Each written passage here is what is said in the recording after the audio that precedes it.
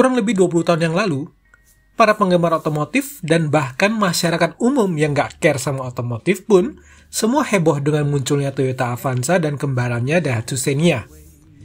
Bukan hanya karena bentuknya yang bisa diterima oleh konsumen atau iritnya, tapi lebih karena harganya yang dianggap gak masuk akal saat itu.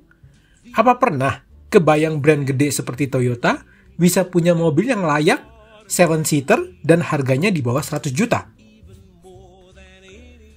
Dengan harga yang amat menarik, formasi 7-seater yang jadi dambaan kebanyakan konsumen di Indonesia, dan kualitas yang menurut gue amat sangat layak, jadi wajarlah kalau dalam sekejap Toyota Avanza dan Daihatsu Xenia saat itu jadi mobil sejuta umat.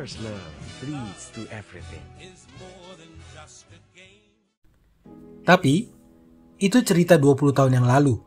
Sekarang, harga Toyota Avanza tipe G manual saja sudah mencapai hampir 266 juta. Yang Matic bahkan sudah lebih dari 280 juta. Belum lagi kalau kita bicara Veloz yang harganya sudah di atas 300 juta. Memang Toyota dan Daihatsu kasih kita pengganti yang harganya masih 100-an juta, yaitu Calya Sigra. Tapi jujur aja, kualitas Avanza Xenia masih jauh di atas mereka. Calya Sigra menjadi mobil sejuta umat yang baru karena konsumen kelas middle low nggak punya pilihan lain. Tapi, itu pun harganya udah mendekati 200 juta untuk tipe Matic-nya.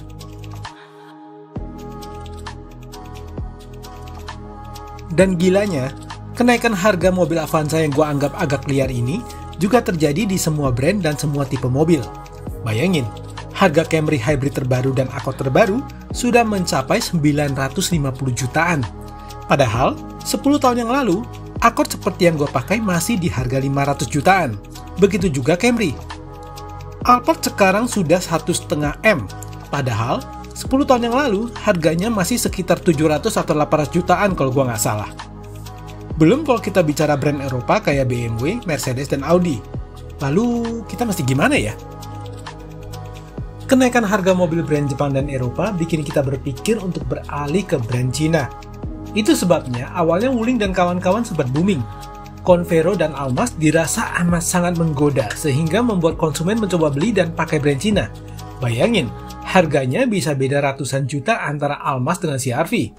Bahkan, kalau kita bandingin harganya sekarang antara Almas atau Omoda dengan CR-V bisa beda 300-400 juta.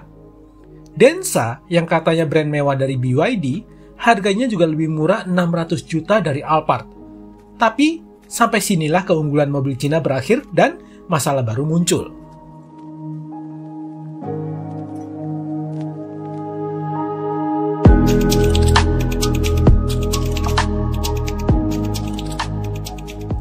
Gak ada yang membantah bahwa mobil Cina unggul secara harga dan fitur. Tapi, masalahnya kita sebagai konsumen di Indonesia gak cuma ngelihat mobil sebagai alat transportasi dari A ke B, melainkan juga sebagai gengsi dan harga diri. Gengsi dan harga diri yang gak akan bisa tercapai dengan mobil-mobil brand Cina. Coba bayangin, kalau kita ke kondangan dan kita pakai yang namanya Honda Boma, sedangkan teman kita pakai Honda Brio. Jadi, berapapun murahnya mobil-mobil Cina, gak akan langsung membuat konsumen berpikir apalagi membeli mobil Cina.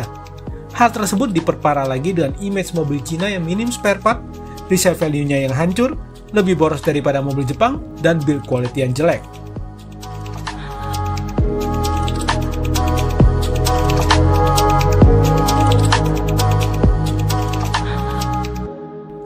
So, balik lagi ke pertanyaan di awal, kita mesti gimana?